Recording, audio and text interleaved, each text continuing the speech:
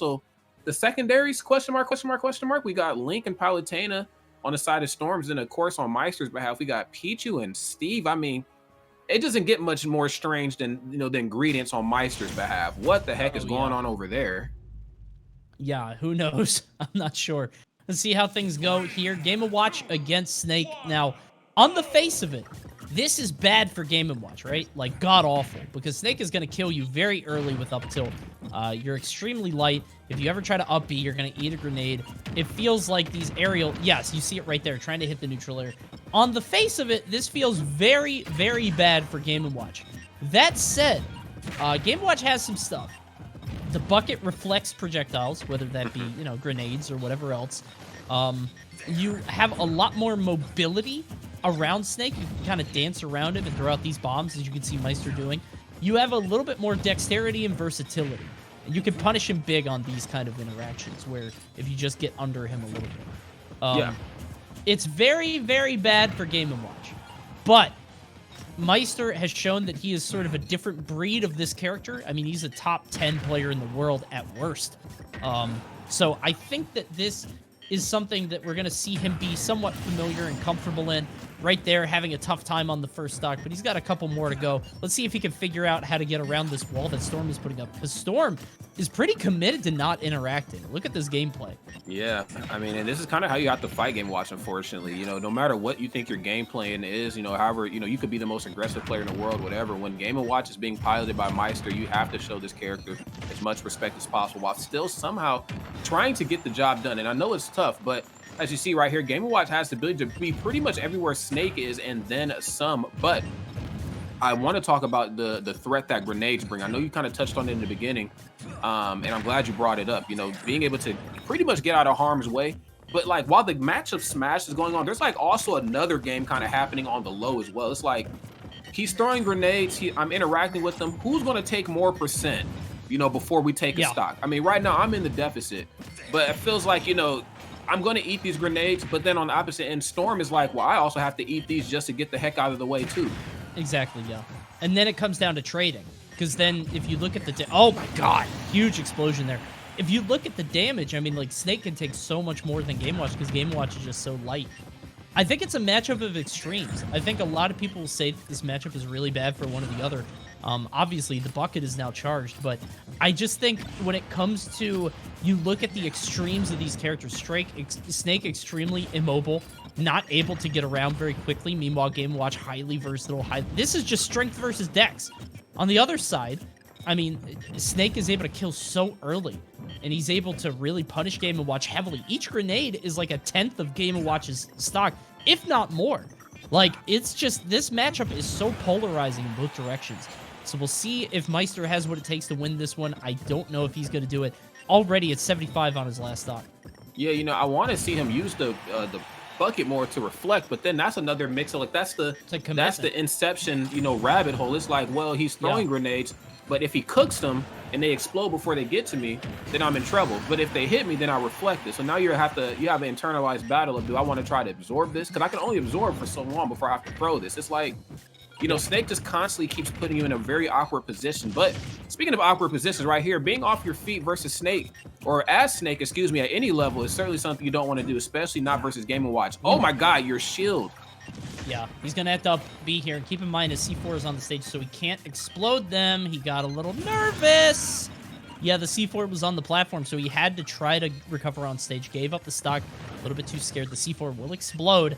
Meister just needs one more. Might be able to bring it all the way back. Has the bucket. Yep, that'll do it. Wow. Wow. We definitely just watched that happen. Tony, you called that out. Hey, look, you called it out. You said, look, there's a C4 on stage. He's going to detonate it, and Meister must have been like, yo, there it is, homie. Oh, man. If you take a snapshot of that game, like, it would say Meister at 80% on their last stock, and then show the Snake with 3. And you'd be like, he wins this game. There's no way. Like, that's a Twitter thing. You could just post that and be like, I won this game, by the way. I don't know how. The bucket is just devastating. Severe mental damage to Storm, by the way, because Storm spent so long trying to set that up, trying to play safe. trying to stop Meister's aggression. And all of it for what? Just lost in time. It's just gone now. None of it mattered. And now he's got to start all over. Currently down 0-1. Tough.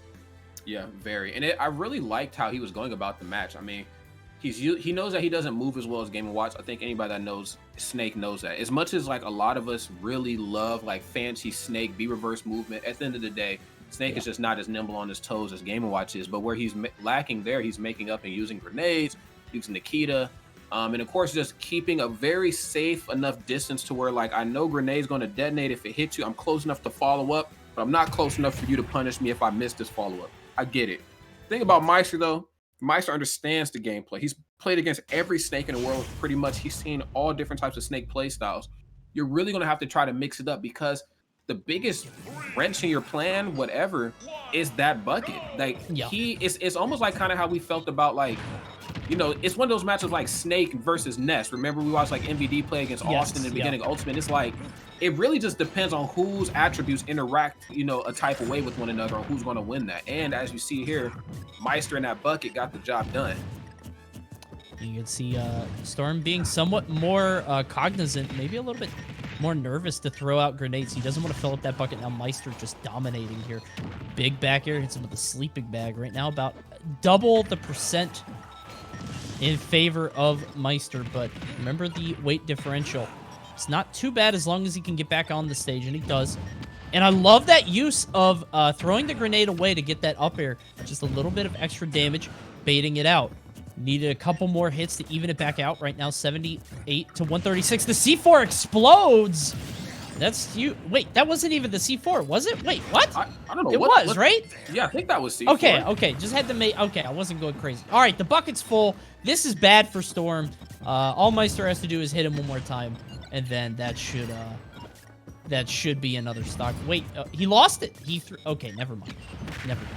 Okay. Yeah. Okay. There's too much stuff going on. There's literally, I mean, it feels like I'm commentating a free-for-all right now, Coney, with just how much stuff is actually. I feel like this is E3 or something, man. Like there's just too much stuff on the stage. Right, but never enough stuff right there for down there to miss. Great stuff right here from Meister. And I really got to give it to Storm, man. Like I've seen up smash come out a bit here from Meister, respectively. That's what you're supposed to do. Yes. The problem is that Storm is not uncomfortable up close versus Meister. He knows that you're waiting for me to press a button. You're waiting for me to jump in and nair, do something. I'm not going to give you that. I'm going to let you expend your option first, and then I'm going to punish from there. Just gonna go to ledge 62. Oh yeah, getting around that. You don't even want to interact with that. C4 is out. Meister tries to bucket it, but he's not gonna give it to him. Okay. A little bit of feeling each other out. Yeah, and that's great. You know, I think it's always an awesome thing to kind of slow the match down. I mean, both these two players definitely have the ability just to steamroll over each other, whether that just because of sheer strain from Snake or just, you know, the disadvantageous position that Snake can be in, especially versus somebody like Game & Watch. So both of them showing each other a lot of respect. I would almost argue, just because I have more data on Meister, that is not wise to let him think this long. But you know what, though? You know, you're the one on the sticks, not me. I just know that Meister, if you play this type of game with him, he will start to figure things out sooner or later. Yeah. My only caveat to that is that Meister doesn't think. It's just smash attacks, and you saw it right there. Now it's bomb time! Bomb time, everyone! Never mind, he stopped. All right, you could see what Storm was doing there is just constantly trying to set up the dash attacks. Like, he was trying to sort of wait it out, wait for Meister to land with an aerial, and then try to burst in with the dash attack from full stage. Yeah, you could see it there, too, trying to lead into something. Meister now, the pretty heavy advantage, lands into the up tilt, 67%. Not too bad for Storm, but Meister certainly in control here. I think he has one charge of the bucket, if I'm not mistaken, something like that. Yeah, and I think, you know, even though this is obviously a game of stocks, you know, I'm thinking of like just the ability that Game & Watch has to put pressure on somebody like Snake all across the board. Now, obviously, not all his aerials knock Snake out of Cypher. So usually, like, when Snake is in harm's way, he can recover super duper high and really bank on, like, his B reverses to keep him out of harm's way. But Game & Watch can get up there, back air you, all types of stuff right on you. Now, of course, it's not knocking you off your Cypher, but you're still in the 20%. Oh, no! God smote him. God just ended the game. Oh, man. That's tough. Okay. Trust nobody, Coney, not even yourself, man.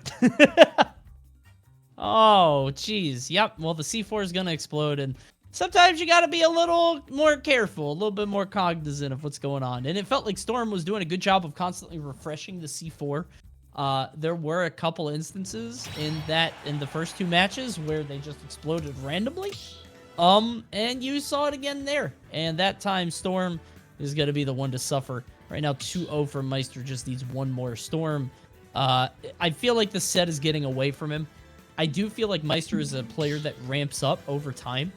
I was kidding before about the brain thing because I genuinely think Meister figures stuff out. And I think that he's very good at the 3rd game, the 4th game, the 5th game. And I think the door is shutting for Xtorm as this set goes. And I think this 3rd game might clinch it. We're on Smashville for the 3rd potentially final. Yeah, that's the kind of the part of the matchup spread, the meta, that people don't really talk about is, I know what both these 2 characters do, and I might even know what this player does, but the problem is I'm not in control of how this narrative is going anymore. Like in the first game, Xtorm is very great with the movement options, very great with the projectile gameplay, just not allowing any free access points, from Meister here. But, I think now Meister is kind of like, I think I'm figuring stuff out. I know that if I do this, even if it doesn't hit, I can force him into uncomfortable spots. And sometimes being in an uncomfortable spot is worse than taking, hundreds, of, pieces of percent. Just being able to say, I know I can put you somewhere where you don't want to be, and you won't be able to think the way you want to anymore, is enough to get the job done. See here, Xtorm at 100. Meister at 78, about even. He's just waiting. Yeah, you can see them both trying to swing. Tries to go for the up tilt, not going to happen. He's going to see a down throw. What's the play? Yep, that's it. Tries the up B, but he's going to trade with the up tilt. Well done by Xtorm. Expertly timed. And I love the weight with the shield on the get-up attack. Knows Meister's going to pick that aggressive option. He has to hold on to the stock, though, because all Meister needs is just one more hit, and he'll be back at 80 on the next stock after nothing. Oh, yeah. Got to watch how you approach, too. And it's tough because I know that Meister gets so much off. Oh, my goodness, up smash, but no up smash needed. The other smash attack in the opposite direction, getting it done in a very Meister Game & Watch fashion, the bury right into the F smash.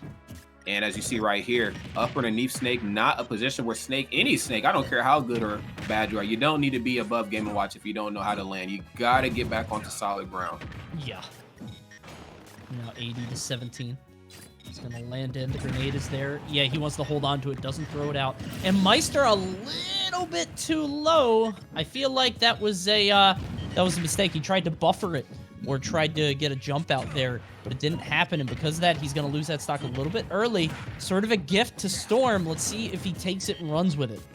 Oh, fancy setup there. Always well aware of where the C4 is. Every Snake brings something a little bit different to the table. I love the C4 gameplay. I mean, the bomb gameplay, of course, kind of set the tone for the match, but it's the C4 stuff that I think is really Xtorm's calling here. But yeah, it doesn't really seem like there's much of a C4 really needed right now. I mean, regardless if he's playing up close or from far away, he seems very comfortable. See, ya again, not pressing any buttons up close, just running up, shielding, just allowing him to do so. Oh, come on now. Bruh. All right, that was a little... Snake hit the peep this one and then just blew himself up. I don't know why he did that. Okay, well, he did a lot of percent. 90% is pretty good if he could just land this up tilt or do a little bit more. And again, there goes Meister just with a free 65, 74, 81, more and more. You got to rely on Snake's weight here to pull you through this match, though, because you're going to need to land something, and you can't even get down off that platform. Oh, great grenade. And yeah, whoa. Okay. Oh my God, I was scared for his life, man. I was kind of scared for my life for some odd reason. I don't know what the heck's going on right now, Coney. But might great go through awareness. The screen. Yeah, literally. All right, the 136. You got to find a way to land. Throws out the C4. Not going to happen. Down smash will do it. Meister landing close to Xtorm, and despite losing that second stock, he still comes out ahead. The first game looks so good for Xtorm, and then just one mistake after another, unfortunately, came and was his undoing. Meister showing us why he's such a talented player, taking it 3-0 over Xtorm in a mess of a third game. Ugh. Yeah, it's not very often